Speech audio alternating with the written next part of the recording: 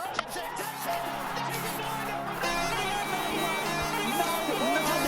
no chance. Vaibhav Sooryavanshi is destiny's child, and he proved it once again with a blistering 175 of 80 balls to help India lift their 6th Under-19 World Cup title.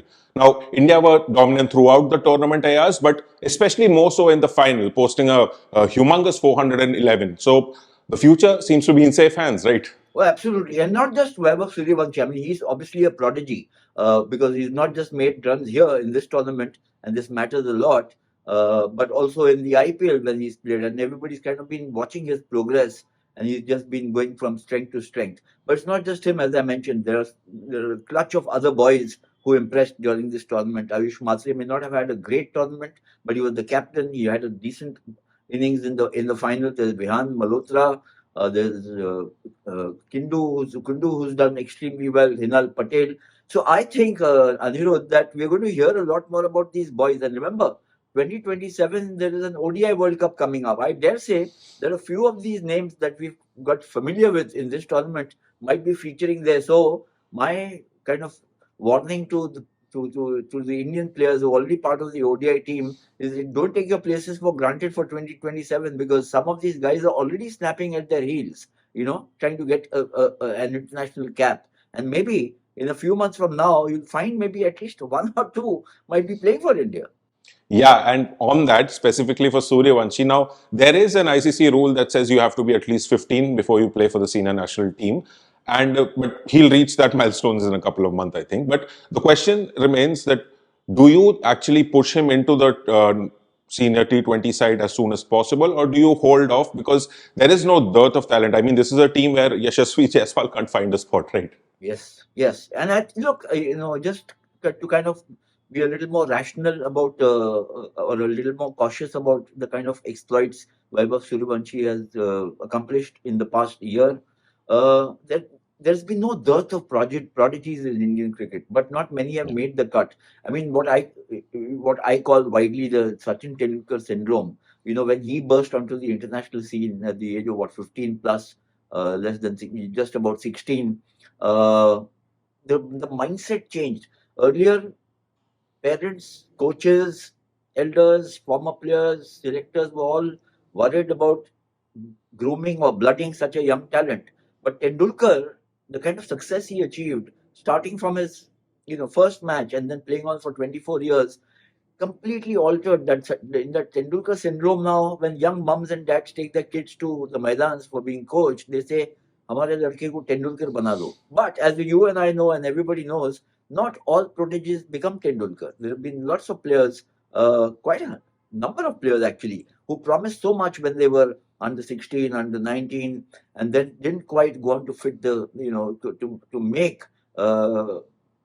it matter or make it count subsequently. In fact, quite a few of them faded out or faded away very quickly. So we have to be a little cautious about not about praising Sooryavanshi because he deserves the praise for his accomplishments, for what he's done. But I think we should, the progress should be mapped step by step. And certainly there's a role to be played by the cricket administration in India, the selectors, the coaches, etc., etc., and obviously the immediate family and those around him.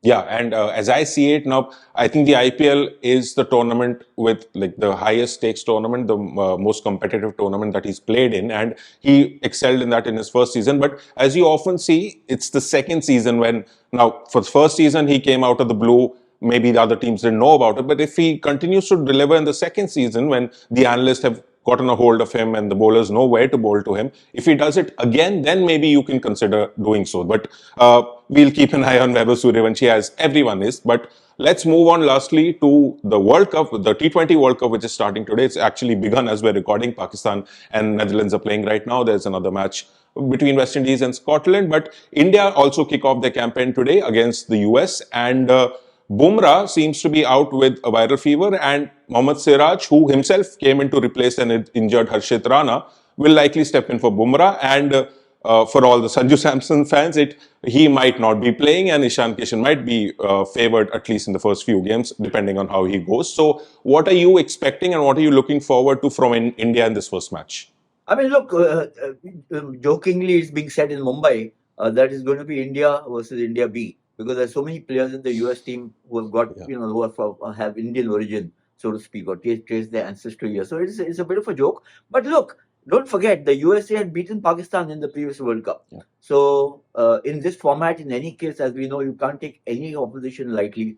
So yes, I don't see India being, harried or hustled too much. India should win. It's about how well, they take the field, in the sense of, are there any wrinkles to be ironed out? Now, there's obviously been a Harshit Rana setback, and now, as you mentioned, Jasprit Bumrah suffering from a viral infection. Luckily, this is the first game, and it's against USA, so it should not really affect the prospects of India's performance in the match too much, or the result, or the outcome. They've got Mohammad Siraj coming in, which is actually, you're getting a seasoned campaigner in. You feel a little, it's unfortunate that Harshit Rana, a young guy who's been actually improving with every match in all formats, has to kind of miss the entire tournament. That's how badly bad his injury is.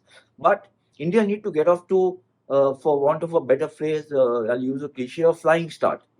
In batting, in bowling, it really depends on how well the US compete as we speak. So, yeah, I mean, there is a lot of anticipation for India to retain their title or defend their title. The World Cup has been mired in turmoil.